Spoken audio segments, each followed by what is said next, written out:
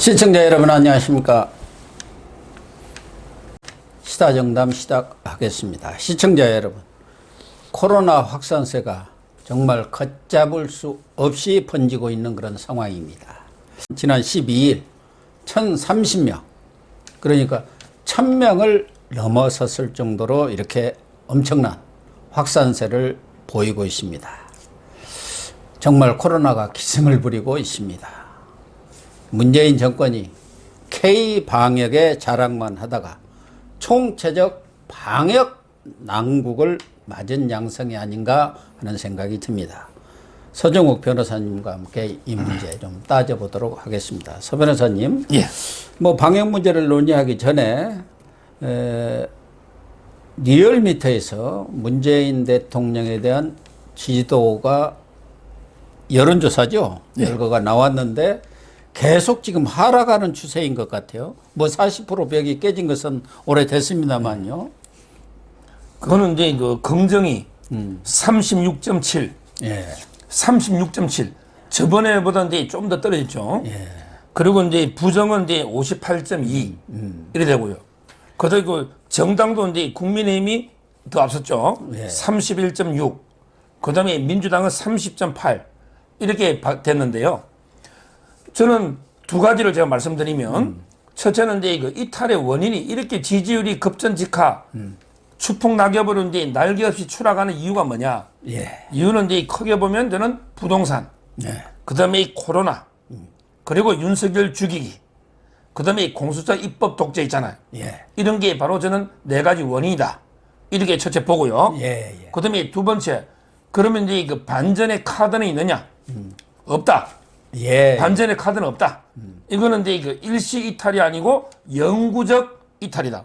그럼 왜 그러냐면 이제 호남이라든지 예. 40대라든지 여성이라든지 문재인의 그 핵심 지지층들이 이탈하고 있는 거예요. 예. 이런 이게 집 나간 집토끼들은 절대 안 들어옵니다. 그래서 이제 그 옛날에는 좀 떨어지다가도 또 이제 여론조사 기관하고 이게 마사지 조작하고 또 어떻게 해가지고 또 반전하고 또 이게 조작하고 이랬잖아요. 예. 근데 이번에는 저는 끊임없이 추락하지 절대 이게 반전은 없다. 영구이탈이다. 이렇게 제가 봅니다.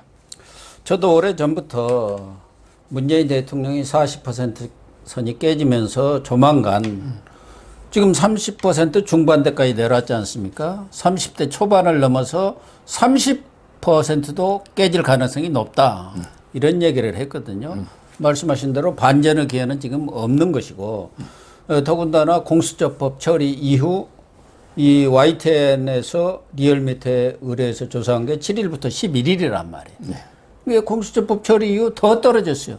그러면은 15일 만약에 윤석열 검찰총장에 대한 해임이 현실화된다 했을 때 우리 국민들이 어떻게 했습니까? 문재인에 대한 지지율은 저는 30% 초반까지 떨어지지 않겠나 그렇게 보여집니다. 그렇게 될 경우 국정 운영의 동력도 상실되는 거 아닌가요? 그렇죠. 그렇게 되면 이제 그 이미 레임덕, 쩔뚝거리는 오리 있잖아. 예. 레임덕의 단계는 지나가지고 이제 그 데드덕, 죽은 오리 있잖아. 예. 데드덕. 이렇게 이제 전락할 수밖에 없는 거고요. 뭐 누구는 이게 뭐 콘크리트가 어쩌고저쩌고 하는데 세상에 콘크리트가 어디 있어요. 예. 옛날에 박근혜 대통령도 콘크리트를 하다가 결국 이제 그 5%까지 떨어지고 막 이랬잖아요. 예, 예. 그럼 이게 뭐 대깨문은 콘크리트입니까? 제가 보기에는 이제 그 사상 누각이에요. 네네. 이 말은 이제 모래다, 모래. 예. 사상 누각. 따라서 저는 얼마든지 그 떨어질 수 있는 거 지지율은요. 근데 그 이번에 사람 중에서는 이제 가장 1등 공신은 추미애 같아. 그렇죠. 추미애. 예. 왜냐하면 이게 추미애 그 별명이 광인 크레이지 덕 미친 오리잖아요. 크레이지 덕. 그러니까 문재인이가 이제 그 레임덕에서 데드덕이 되는데 1등 공신은 크레이지 덕. 추미애 미친 광인. 네. 그게 상당히 저는 1등 공신이고요. 그리고 지금 보면 항상 제가 말하지만 칼로 일었으면 칼로 망한다 했잖아요. 예, 예. 그 다음에 촛불로 쿠데타로 일었으면 촛불로 망하고요. 저기서 막 들고 납니다, 촛불이. 예. 그 다음에 그 코로나로 일어나면 코로나로 망해요. 코로나 때문에 총선 때 쟁의받잖아. 예, 예. 근데 지금 난리잖아요. 그 다음에 공수처로 일어나면 공수처에 문재인 일족부터 처벌됩니다. 네. 이렇게 망한다는 거, 이걸 제가 경고를 드립니다. 그런데 지금 그동안에는 뭐 4.15 총선 때 코로나 때문에 압승을 거뒀습니다만은 그 이후 문재인 정권이 K-방역을 잘했다 해가지고 온 뭐 국내는 말할 것도 없고 세계 곳곳에 자랑을 해왔는데 지금 그 홍보만 했을 뿐이지 실질적으로 코로나가 밑에서 이렇게 조용히 번지고 있는 이런 상황에 대해서 간과를 한 거 아닌가. 그러니까 지금 1,000명을 넘어섰어요. 그리고 K-방역이 현 상황에서는 총체적 난국으로 가고 있는 그런 상황 아닙니까? 그렇게. 결국요, 제가 문재인한테 이제 코로나 때문에 두 가지만 제가 질문을 던지면요. 자, 문재인한테요. 첫째, 1차적으로 이제 그때 우리 코로나 확산될 때 책임을 누구한테 떠넘겼어요? 그게 이만희 신천지. 신천지한테 는 거죠. 자, 1차는 이제 신천지 이만희한테 떠넘겼죠. 그 다음에 2차 확산될 때는 광화문의 정광훈 목사한테 떠넘겼죠. 8.15 광화문 집회에다 떠넘겼습니다. 자, 이번에 3차 대확산은 누구한테 떠넘길래? 넘길 데가 없잖아요. 전적으로 이게 문재인 너 책임 아닌가? 국민 앞에 석고대죄하지. 제가 항상 하는 말이 동문서답이다. 문재인이가 동쪽이라면 서쪽이 답이다. 동문서답을 제가 매일 강조했잖아요. 예. 문재인이가 꼭 코로나에게 뭐 종식이 돼갑니다. 곧 이게 뭐 어둠의 터널이 지나갑니다. 백신이 어쩌고 저쩌고 확보해갑니다. 이러면 이게 전부 거짓말이에요. 며칠 전에도 이 코로나 종식 터널 지나간다면서요. 9일날에는 이 얘기죠. 9일날. 9일날. 그리고는 12일에는 송구한 마음이라고 13일에는 절체절명이라네요. 그게 그러니까요. 말이 됩니까? 대통령 그러니까 얘기가. 동문서답 아니냐고요. 예. 그리고 이게 백신도 뭐 화이자라든지 모더나라든지 이게 제대로 검증된 것도 아니고 그것도 이게 저는 큰 문제고요. 그래서 이번에 3차는 누구한테 떠넘길래? 남탓 잘하는 남탓 정권이 이걸 첫째 묻고요. 예. 그다음에 두 번째 하나 더 질문을 던진다면 홍보비 있잖아요. K방역 홍보비로 이게 1,200억 이상 썼다는 거 아닙니까? 엄청나게 썼대요. 저도 깜짝 놀랐어요. 그라이도 그 자료를 내가 찾다가 못 찾았는데 1,200억. 예. 근데 1,200억 쓰는 그 돈 가지고 이게 병실 확보해야지. 지금 음압병상 이게 같은 거. 병실이 없잖아요. 예. 중환자. 정말 이게 K 방역 1,200억 써놨는데 지금 이게 세계에 부끄러워서 옛날에는 이게 그래도 숫자라도 뭐 어떻게 조작했는지 작다가 갑자기 1,000명 되고 병실이 없고 지금 난리잖아요. 이게 외국 보기 부끄럽지 않습니까? 예. 따라서 그 홍보비 쓸 걸 병실 확보에 썼어야 되지 않느냐. 제가 두 가지를 질문을 던지는 거예요. 지금 뭐 1,000명을 넘어섰는데 실질적으로는 가장 문제가 되는 게 증상이 없는 환자들이 조용히 전파가 되지 않습니까? 누가 알 길이 없으니까 증상이 없는 환자들. 그런 것까지를 감안하면 실질적으로 매일 2,000명이 넘는다는 게 지금 전문가들의 진단이거든요. 그런데 그동안 정부가 해온 것은 찔끔찔끔이었어요. 방역도 하고 경제도 살리겠다. 그런 게 두 마리 토끼를 잡는다는 그런 생각을 가졌는지 모르지만 그 파이르로 강원 집회 전에도 뭐 그런 여행 쿠폰이다 뭐 이런 공짜 쿠폰을 나눠주면서 다 놀러 가고 그러라고 했잖아요. 또 얼마 전에도 바로 1단계로 낮췄지 않습니까? 예. 그러니까 경제도 지금 망쳐버리고 코로나 이 방역도 못하는 그런 상황이 와버렸다니까요. 결국은 이제 경제하고 방역인데요. 네. 두 마리 토끼를 잡으려면 토끼가 두 마리가 같은 방향으로 도망가면 쫓아가서 두 마리 잡죠. 아 그러니까요. 근데 토끼가 반대 방향으로 도망가는데 어떻게 쫓아가 두 마리 다 잡습니까? 결국에 둘 다 놓치는 거예요. 예. 둘 다 놓치는 거예요. 지금 이게 방역과 경제가 양방향으로 이게 반대 방향으로 가는데 말도 안 되게 또 능력이라도 있으면 어떻게 잡아? 뭐 본인이 뭐 달리기라도 100m 뭐 칼 루이스처럼 잘 뛰가지고 양쪽 다 토끼보다 빨라가 잡으면 모르지만 무능하고 정말 이게 문재인처럼 무능한 정권이 두 마리 잡겠다면 둘 다 놓치지 한 마리라도 제대로 잡겠어요? 따라 저는 현 정권이요. 뭐 조금 이게 코로나가 잠잠해질만 하면 또 쿠폰 뿌리고 막 해수욕장에 가고 있잖아요. 예. 이래가 이게 국민을 또 완전히 마음 놓게 이래버리니까 이거저거 다 못 잡는 이런 게 무능 때문에 결국에 어떤 분은 이게 자꾸 코로나가 뭐 천재라고 뭐 하는데 저는 이게 문재인 정권이 인재다. 예. 옛날부터 이게 중국 안 막을 때부터 지금 대만에 보세요. 없잖아요. 그러니까 대만이나 아니, 지금 캄보디아, 뭐 베트남 거의 없잖아요. 중국만 해도 예. 그렇게 우리처럼 확산되는 그런 상황은 다 차단했지 않습니까? 그러니까요. 결국이 그 도중에 저는 정은경이도 문제인 게 매일 넣어가지고 이게 어떻게 숫자만 맨날 발표합니까? 숫자는 이게 구급 공무원 그냥 구급 주사 공무원 서기보도 하는 거예요. 그렇잖아요. 뭔가 이렇다면 이게 전략적으로 어떻게 세우고 뭐 백신에게 어떻게 확보하고 이런 게 필요하잖아요. 근데 그게 아니고 뭐 도중에 그 전쟁한 도중에 가가 직접 막 가서 임명장 주면서 뭐 성격시키 주고 온갖 쇼 다 했잖아요. 그 이후에 지금 어떻게 됐냐 말이에요. 이런 게 제가 정말 너무 답답해서 비판하는 거예요. 그렇게 문재인 정권이 이 K 방역이라는 것을 사실은 뭐 정부가 노력해서 K 방역이 된 게 아니고 현장에 있는 의료진이라든가 많은 국민들이 협조를 해갖고 이루어진 거 아닙니까? 그런데 그걸 뒤에 정치적 이용만 했어요. 말씀하신 대로 신천지 가지고 우려먹어 또 8.15 갖고 우려먹어. 그런데 민노총이라든가 이런 데는 시위해도 사회적 거리 그런 거 관계없어요. 22일 엊그제만 하더라도 이석기 석방하라고 그 통진당 이런 사람들이 뭐 몇천 명이 또 시위를 했다네요. 그런 것도 또 막지를 않아요.